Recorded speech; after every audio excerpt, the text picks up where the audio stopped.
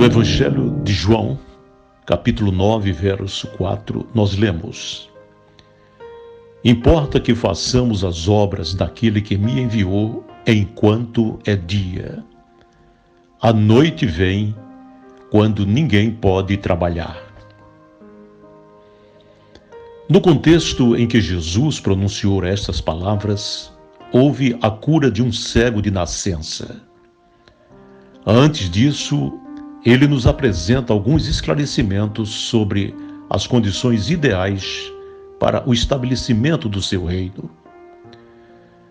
Salientam-se por oportuno as expressões enquanto é dia e a noite vem, para as quais devemos atentar, pois é preciso fazer as obras de Deus. E parece muito claro que Jesus tenha querido incluir-nos na declaração concernente à necessidade de fazer as obras do Pai, que o enviara e que agora também nos envia. Há uma similaridade com a comissão entregue ao Filho pelo Pai, e é a nossa mesma comissão.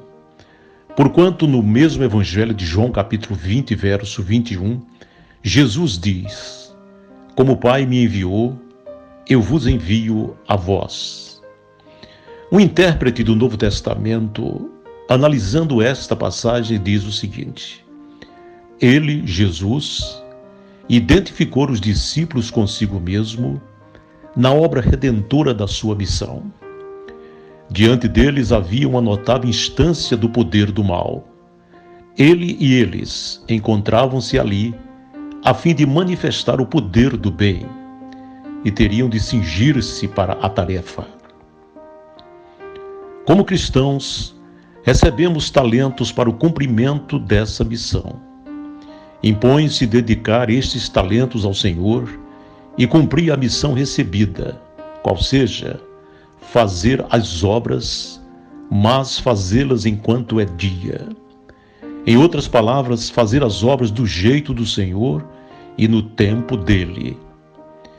Nesse texto, Jesus ensina que devemos fazer a obra de Deus enquanto é dia, enquanto temos a oportunidade, enquanto estamos bem e podemos fazer, pois a noite vem, em outras palavras, dias mais difíceis e tormentosos, onde não conseguiremos trabalhar.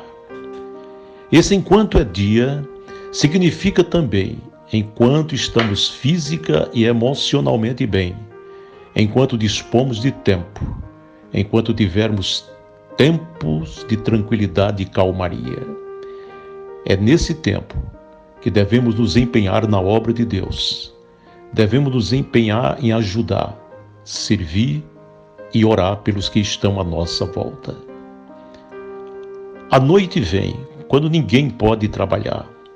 A noite que impede todo o trabalho é a noite dos labores perdidos, o fim mesmo de toda oportunidade.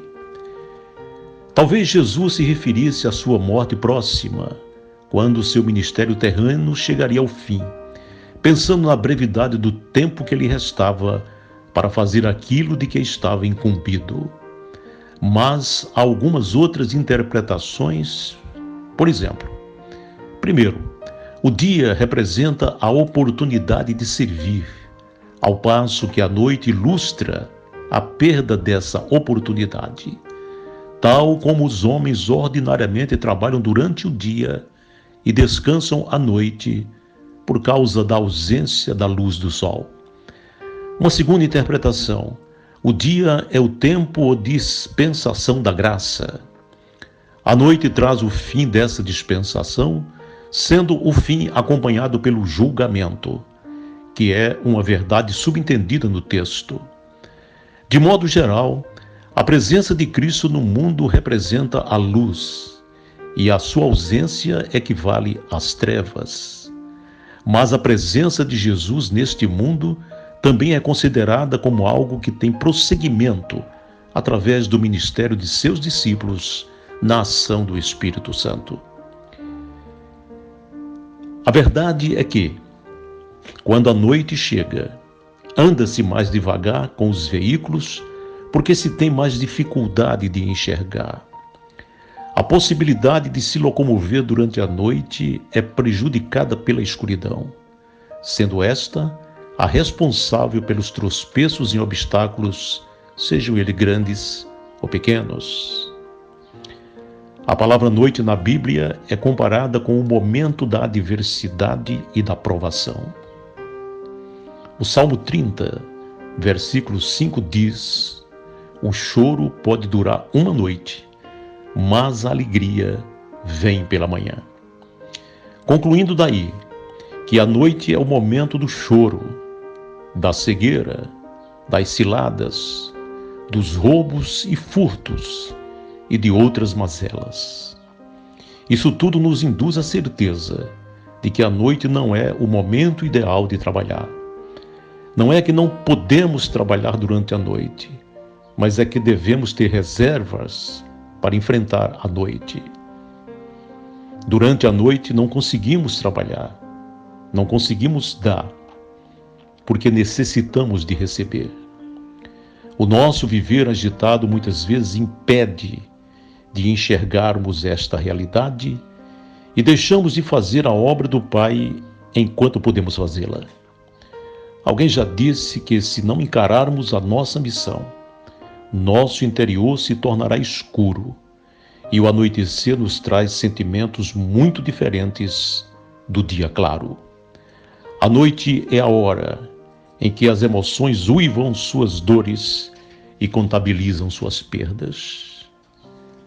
Por isso, não podemos fugir ao cumprimento único e insubstituível de nossa missão.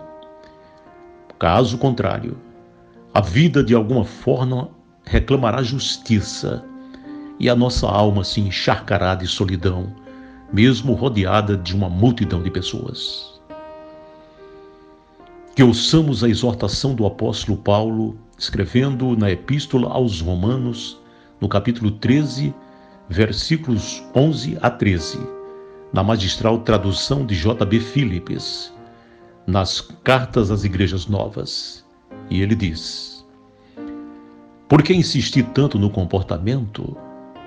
Porque, como eu penso que já compreendeste, a hora que passa é da mais alta importância, por ser precisamente a altura de despertar para a realidade.